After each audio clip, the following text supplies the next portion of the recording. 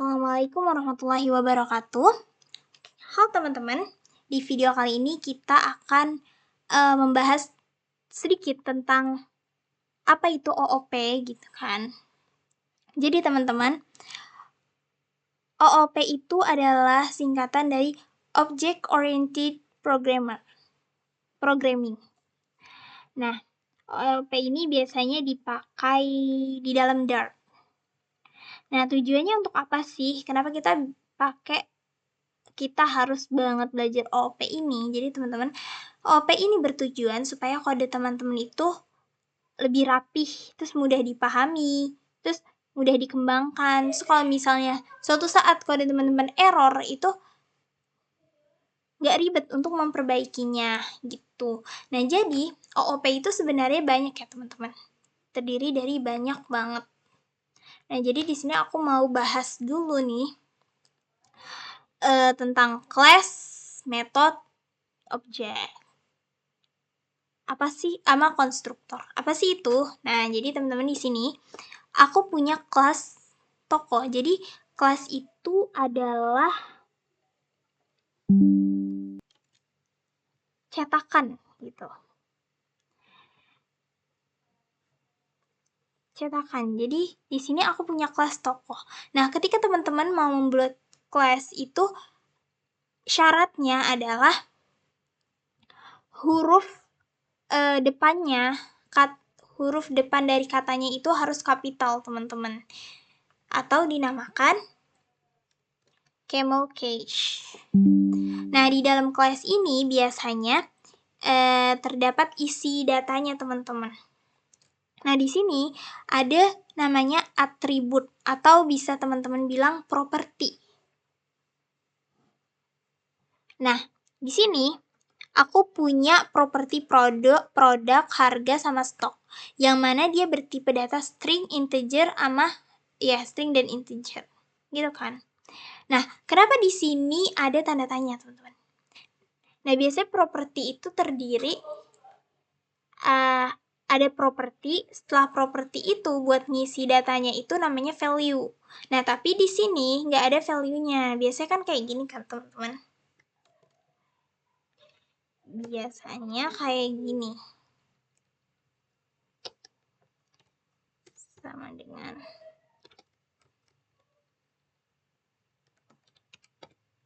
Nah, biasanya teman-teman, jadi yang sini dinamakan variable property, yang di sini dinamakan value.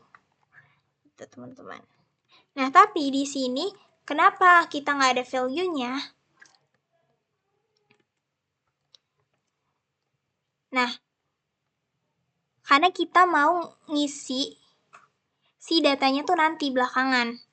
Makanya di sini kita kasih tanda tanya. Nah, tanda tanya ini artinya apa? Artinya dia tuh nul. Jadi datanya tuh boleh diisi, boleh enggak. Mau diisi sekarang atau mau diisi nanti di akhir. Nah, kita mau ngisinya nanti di akhir, teman-teman.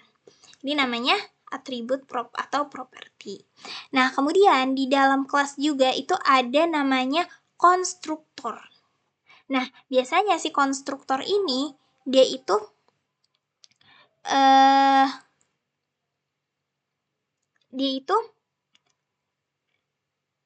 namanya itu sama dengan nama kelas. Jadi harus sama. Kalau nama kelasnya depannya kan harus huruf kapital kan. Nah, si konstruktor ini sama. Nah, konstruktor itu gunanya untuk apa? Nah, dia itu untuk mengisi data saat objek dibuat. Jadi daripada kita ngisi satu-satu, kita bisa langsung kirimkan datanya dari awal melalui si konstruktor ini. Nah, jadi bedanya konstruktor sama kelas itu kan kalau konstruktor berada di dalam kelas yang mana dia memiliki parameter. Nah, ini namanya parameter, teman-teman. Nah, aku memiliki parameter yang mana memiliki tipe data string dan integer, ya kan? Nah, di sini untuk nama si parameter itu bebas, sesuai yang teman-teman inginkan, gitu kan. Nah, kemudian di dalam konstruktor ini kita panggil si properti. Propertinya kita panggil terus sama dengan baru si nama parameternya. Gitu. Nah, kemudian di dalam kelas juga biasanya ada namanya metode. Nah, metode itu biasanya diawali dengan void.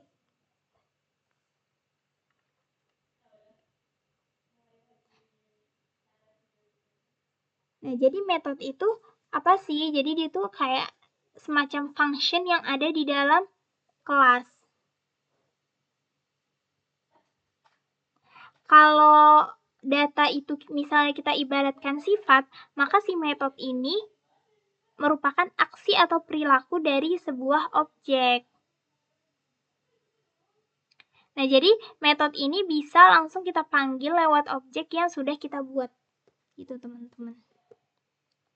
Nah, pokoknya di sini kan kita punya metode kan, void. Nah, biasanya diciri-cirikannya pakai void. Di situ si metode ini mau ngeprint teks ini. Ya kan? Nah, terus di bawah sini ada namanya void main. Lah, berarti ini metode dong. Bukan. Tadi kan aku bilang kalau misalnya metode itu ada berada di function yang ada di dalam kelas. Itu metode. Nah, di situ teman-teman, di sini kan void main kan. Nah, void main ini biasanya dia buat melihat atau memunculkan data. Jadi ngerunning data kita nih, hasil dari data kita benar atau enggak itu kita panggil di void main. Nah, cara kan tadi ada juga yang namanya objek kan teman-teman. Nah, objek itu hasil dari cetakan si kelas tadi. Nah, caranya gimana? Cara buat objek? Manggil objek gimana? Caranya, teman-teman panggil dulu si class name-nya kan. Habis itu baru teman-teman buat objek. Nah, objek ini bebas. Namanya terserah teman-teman mau apa. Terus, baru setelah itu, teman-teman panggil si class name-nya kan. Nah, terus di sini merupakan data. Data yang mana untuk mengisi si propertinya, teman-teman. Tadi kan propertinya 0 kan belum diisi. Nah, ketika teman-teman mau mengisinya, teman-teman bisa isi di sini. Gitu. Nah, ini untuk pemanggilan si objek, ya kan? Nah, terus di dalam kelas tadi ada juga namanya metode, teman-teman. Nah, cara manggil metode ini dia lebih simple. Tinggal teman-teman panggil si objek, baru metodenya. Maka dia akan ngeprint si teks di dalam si metodenya. Tadi kan kita di sini kan ada metode info toko di mana dia tuh akan memunculkan data produk. Terus ini manggil properti produk dong.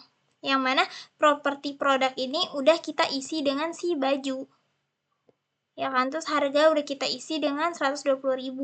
Terus stok juga udah kita isi 10. Nah, ketika mereka mencetak toko titik info toko, maka ketika di running dia akan menghasilkan produk baju harga 11.000 stok 10. Nah, itu dia sekilas tentang OOP teman-teman. Di OOP itu ada 2 hal penting ya yang mungkin bakal sering teman-teman pakai, yaitu ada kelas sama objek.